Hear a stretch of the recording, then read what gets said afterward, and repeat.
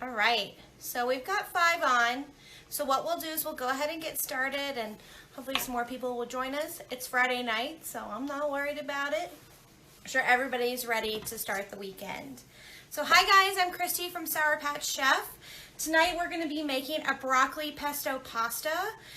Even if you don't like broccoli, you might like this because we're going to put basil, we're going to put arugula, we're going to put garlic, lemon zest, and Parmesan in our pesto.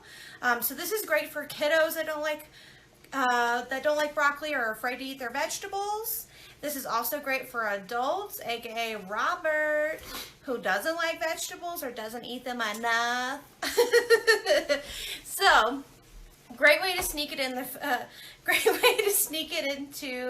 the food. So first thing I want to show you is how I like to cut broccoli. So I have my broccoli crown. Today I'm doing a half recipe. The recipes that I put on the website are for about 6 servings. So this is half the recipe. So I'm using 2 broccoli crowns, one I've already cut. So what I like to do, instead of having to like break off each floret, what I'm going to do is I'm going to cut into a triangle. So I do 1 cut here, 1 cut here, and then the stem is already out. But you don't want to throw this away. This has a lot of health benefits. This is where all the antioxidants are, all the fiber. So I'm not going to put it in our pesto because then it would be too sulfury. But what you can do is you can actually shave this part with a mandolin or do really thin cuts and put it in salad. You can also fry them. That's not as healthy, but it tastes good. Okay, so I've got my florets. And it's okay if they're not all pieced apart, because we're going to boil them and then we're going to put them in the food processor. So it'll be okay. So let me move this out of the way. That way I can move y'all closer. Doo-doo-doo. Come with me. Okay, so I've got my florets. In this pot, I've got a big pot of boiling water it has chicken bouillon, which is like the chicken bouillon base. Let me show you what it looks like. Better than bouillon. It's like a really thick concentrated version of chicken stock. I like it because you can control the flavor. I like to add a little extra. So I've got chicken bouillon in here and salt. So I'm going to go ahead and dump that in. Alright, and then while that's boiling, because we're going to get it to a nice softened point, but it's still going to be bright green. You don't want to overcook it because then it will lose all of its health benefits. While we're waiting for that, I'm just going to show you what I did for pasta. I went ahead, I cheated, I cooked it ahead of time. What I like to do, I don't like to do as many dishes. So what I would do is I would cook the broccoli or the pasta first, and then in the same pot, cook the whatever you did first. So tonight we have very special pasta. I was in Santa Fe recently and they had squid ink dried pasta at an olive oil store. So we getting fancy. All right, so it's already boiled off, but you can use the same pot that you do for the broccoli. So the broccoli is going to take about 5 minutes. While we're waiting for the broccoli, I'm going to show you what we're going to put into our pesto and show you some variations that you can do. So I have basil, some fresh basil here. Let's see if I can move you. Fresh basil, so I'm just going to take the stems off. This is what's going to give it the good flavor. If you grow basil, this is a great way to use it, especially if it's about to go bad. This is a great way to use your basil. So you can actually, and then pesto is great because you can freeze it. So use all your basil that's about to go bad, turn it into pesto, and then freeze it all. And you can even do it into like little ice cubes. So that way you just put it in your pasta at the end of the night and all you have to do is add some cheese and all that good stuff. Got all my leaves. I want all the good stuff. So you don't have to do this. It's not in the recipe. But I'm just going to show you one thing that I like to do. If I have leftover greens that I might not be using for a salad, whether it's spinach, arugula, any extra herbs, like if I had some dill, I'd throw it in there. It's all green. And arugula is very spicy, so it kind of adds a little kick to it. So I'm going to add a little arugula because we have this whole box. I know we won't eat it all before the end of the weekend. I also have minced garlic. It calls for 3 cloves, So I'm going to do about a teaspoon of minced garlic. That's about 3, and I like to do a heaping because I like to cheat a little, and so it might be 4 or 5 cloves. So I've got that in there. And then the key to a really good pesto, and even just, I do this a lot for my pastas if I just want to spice it up, I like to do lemon zest. So make sure you wash your lemon because you don't know who's been touching up on it in the grocery store. And then I'm going to show you how to zest without cutting your fingers. So you're going to hold your zester over your food processor, and you're gonna stripe it. So you're going to go 1, turn, 1, turn, 1, turn, and you just keep rotating your lemon zest. You don't want to go back and forth because then you're going to get some of the white pith. So like, let's see if I can show you that part. That part, the white part starts to get really bitter. We just want the yellow. That's where all the good oil is. So I'm just turning every time I do a stripe. But you do want a good zester. I put zest. The zest is actually better than the juice. That's where all the oil and the flavor is, and it's not as acidic, so you're not going to break your sauce. You're not going to curdle anything.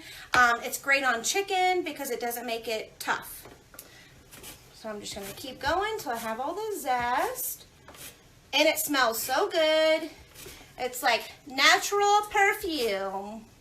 That's what I like. Okay. Then, my favorite ingredient is Parmesan. So it says 1/4 cup, so I'm probably going to put 1/3 cup. Because it's cheese, and I like it. Hi, Jenny. No COVID lemons. All right, so I'm going to show you what our broccoli is looking like. It is ready to go. Let me get my bowl.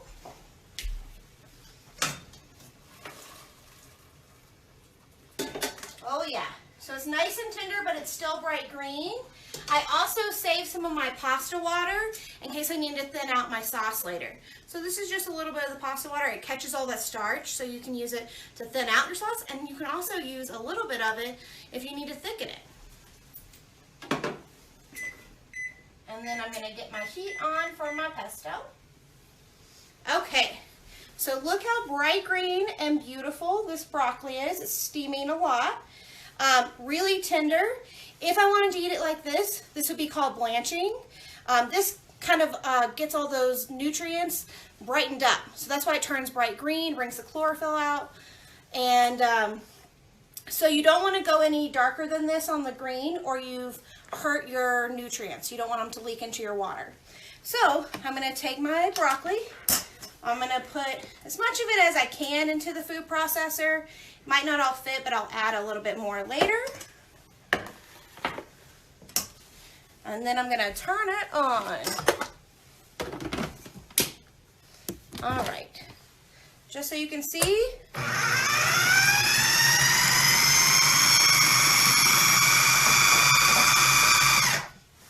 All right, let's see what we're working with. So you see I still have some stems in there. So I'll break that up and add some more broccoli. Woo, these suckers are hot.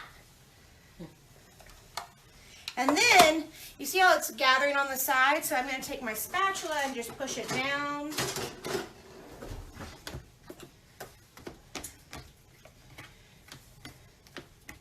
There we go. And then, I'll pulse it again.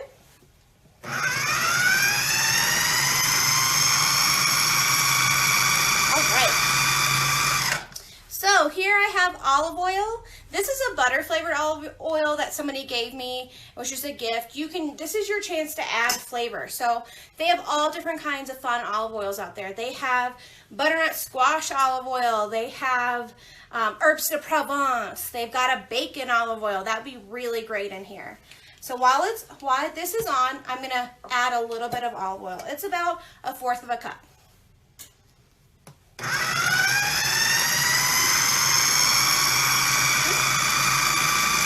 If I didn't have the top on.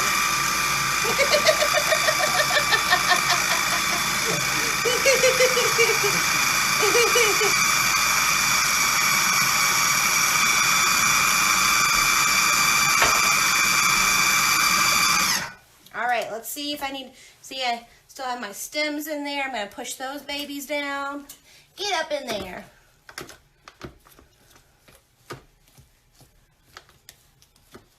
You see we have all that good cheese, and it smells so good because of the lemon zest. Now I'm gonna add a little bit of salt and pepper.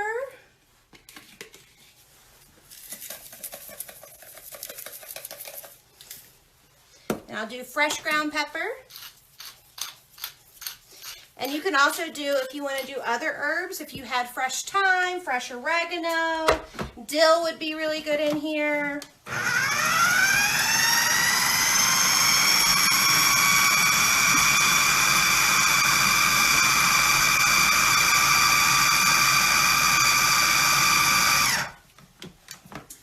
All right. So we've got our pesto. Can you see it? It's pretty. Awesome. Let me move this out of your way.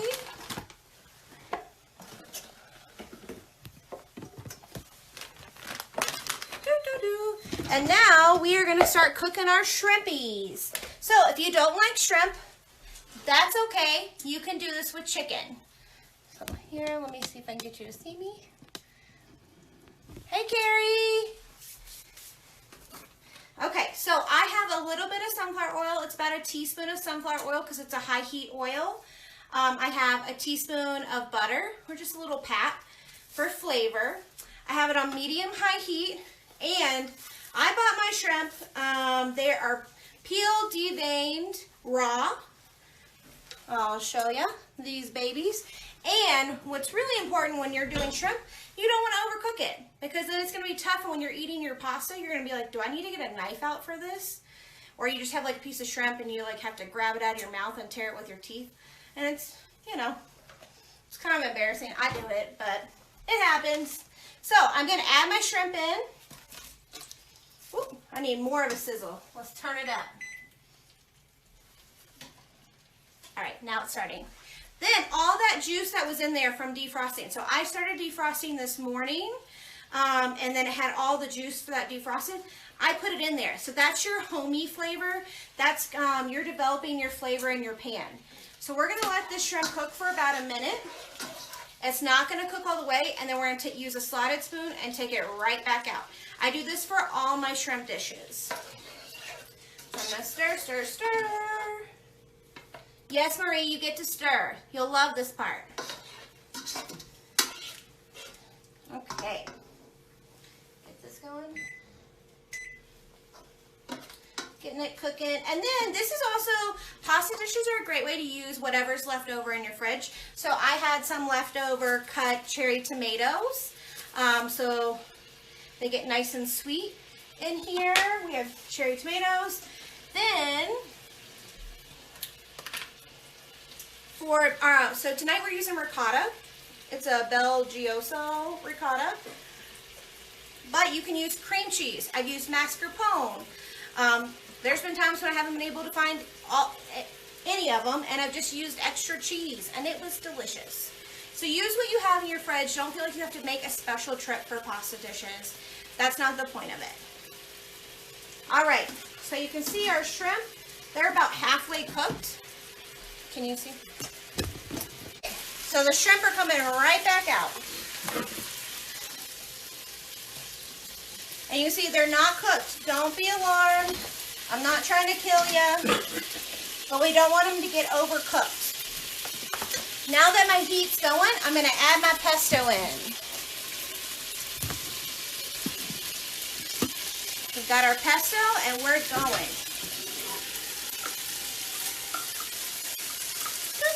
Oh, it smells so good. The lemon zest smells, it's like the best smell, and the basil. We've got the spiciness from the arugula. I'm going to get all this good stuff.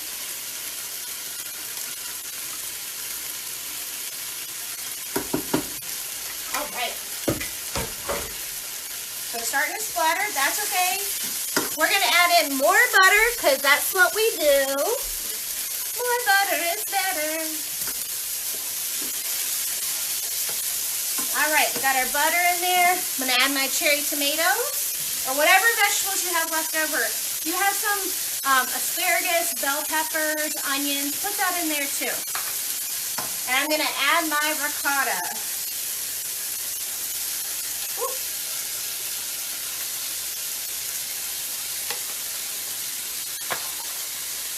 I'm gonna give it a stir, let that ricotta get nice and creamy.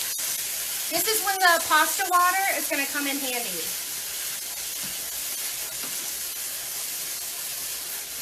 Oh yeah. Look, you have a nice creamy pesto sauce. You could also use fat-free sour cream if you were watching your calories. So, I've got my pasta water. I'm just going to add a splash. Mix it in so I can get sauce consistency. And then I've got my cooked pasta. My squid ink, beautiful, fancy pasta, and I'm going to add that in. And I'm going to turn my heat down now.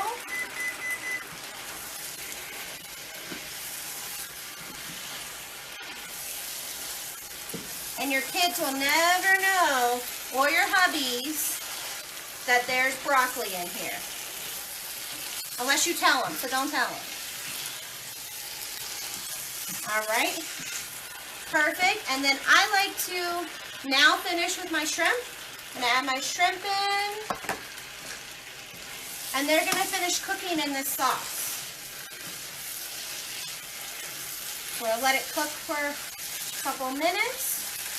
If I had done this with the chicken, I would have left the chicken in until it was like 7/8 cooked. So a little pink, but not all the way white. And then just added it in at the end the same way. But I always take it out, especially if I'm using chicken breast, because it'll get too dry. But that shrimp is starting to cook. I've got this, and you know what it needs is more cheese. Ta-da! More cheese. Then I have a little parsley we can add. And if it ever gets too thick, you just take your extra pasta water, add it in. All right, and then that's all you have to do. Easy peasy, right? Hi, Dale. Okay, let's plate this up so you can see it, what it looks like.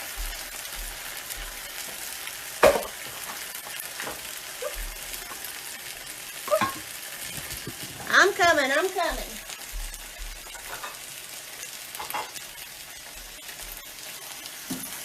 Right, get some of this.